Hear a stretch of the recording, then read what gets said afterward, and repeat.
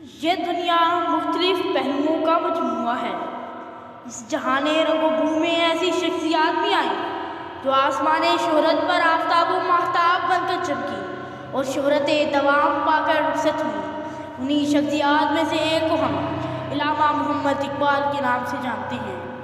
حکیم الامت علامہ اقبال نے اپنی شاعری اور ایمان افروز پیغامات سے مسلمانان ہند کو بالخصوص اور مسلمانان عالم کو بالعموم خواب غفلت سے جگا کر تصور پاکستان پیش کیا۔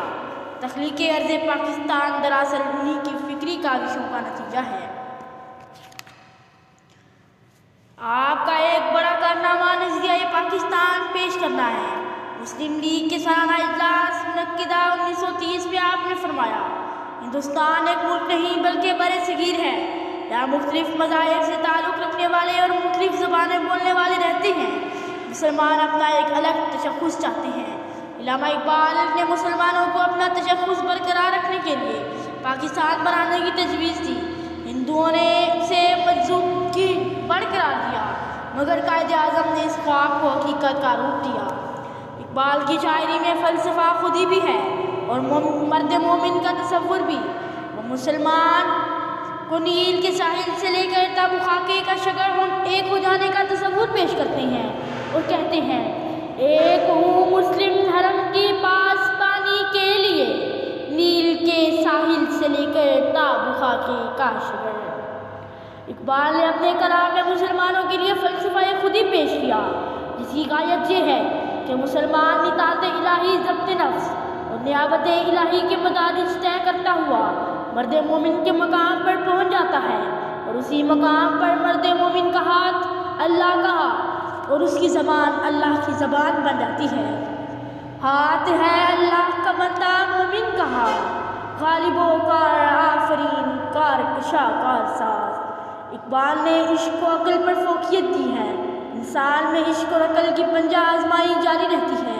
عقل اسے خطرات سے ڈراتی اور ذلتوں سے سمجھوتا کرنے پر آمادہ کرتی ہے، جبکہ عشق انسان کو قربانی دینے اور خطرات سے ٹکرانے پر آمادہ کرتا ہے۔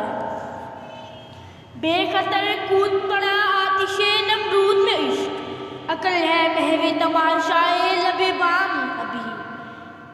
اقبال نے اپنے پیغام کو مؤثر بنانے کے لیے جن علامات کا ذکر کیا ہے ان میں بھی شاہین سر فہرست ہے۔ شاہین پرندوں کی دنیا کا درویش ہے اور اس میں وہ ساری خصوصیات ہیں جو اقبال اپنے مرد مومن میں دیکھنا چاہتے تھے۔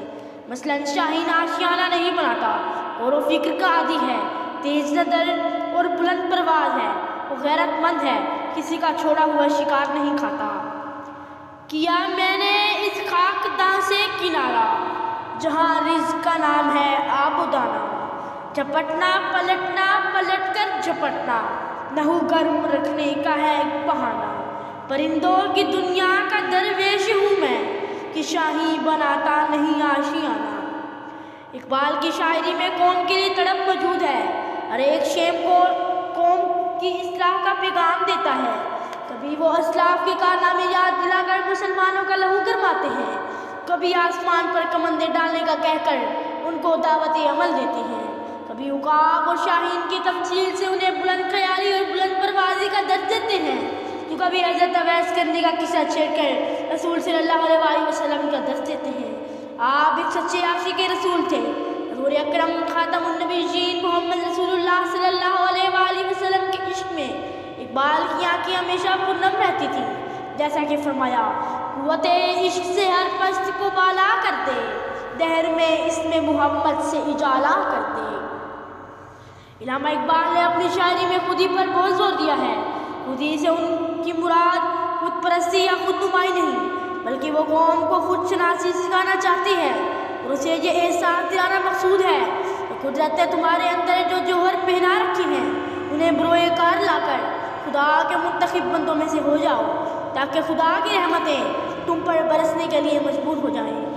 خودی کو کر بلند تاکہ ہر تقدیر سے پہلے خدا بندے سے خود پوچھے بتا تیری رضا کیا ہے۔ علامہ اقبال نے اپنی شاعری میں قوم کو دعوت عمل دی ہے اور ان کا ہر ایک شعر اپنے اندر قارئین کے لیے نیا جذبہ لیے ہوئے ہے۔